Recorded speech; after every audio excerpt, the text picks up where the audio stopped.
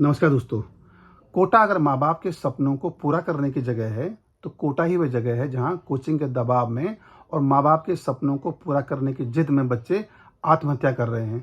गुजरे 8 महीनों के रिकॉर्ड को अगर हम देखें तो 21 बच्चे कोटा में सुसाइड कर चुके हैं और 2019 से लेकर 2023 तक के आंकड़ों को अगर हम खंगालें तो 100 से अधिक बच्चे कोटा में आत्महत्या कर चुके हैं। ये डरावने वाला आंकड़ा है, ये परेशान करने वाला आंकड़ा है, ये बेचैन करने वाला आंकड़ा है।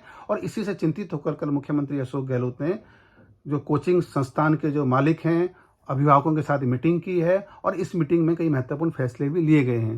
मुख्यमंत्री ने कहा कि वे कमेटी बना रहे हैं जो आत्महत्या के कारणों की जांच करेगी और समाधान के रास्ते भी बताएगी।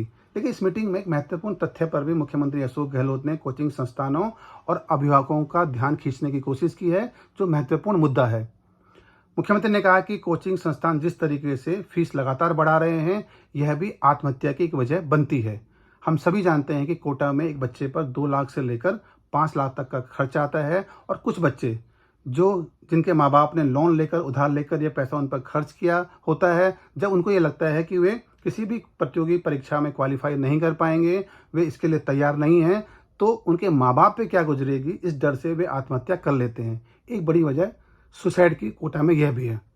मुख्यमंत्री ने कहा कि यह भी सर्वे में निकल के आया है कि कुछ बच्चे जो कोचिंग करना ही नहीं चाहते, ना ही उनकी इच्छा है, फिर भी बच्चे जबरदस्ती उनको कोटा भेज रहे हैं और इस डर के कारण भी बच्चे और इस दबाव में भी बच्चे वहाँ कोटा में आत्महत्या कर रहे हैं। मीटिंग में कई कारणों पर बात हुई है, लेकिन मुख्यमंत्री ने एक बात जो महत्वपूर्ण की है कि जिस तरीके से डमी क्लासेस चल रही हैं, जो अपराध की तरह है, और 15 साल तक के बच्चों को कोटा में कोचिंग के लिए भेजा जा रहा है, जो गलत है।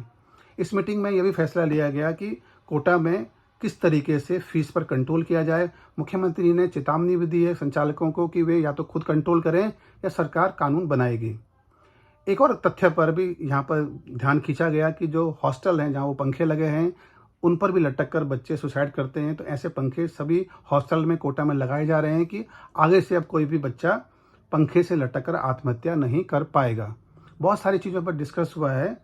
चिंताजनक है, बच्चे लगातार कोटा में सुसाइड कर रहे हैं, आत्महत्या कर रहे हैं और ये बेचैनी सिस्टम के भीतर भी है और सिस्टम के बाहर भी है।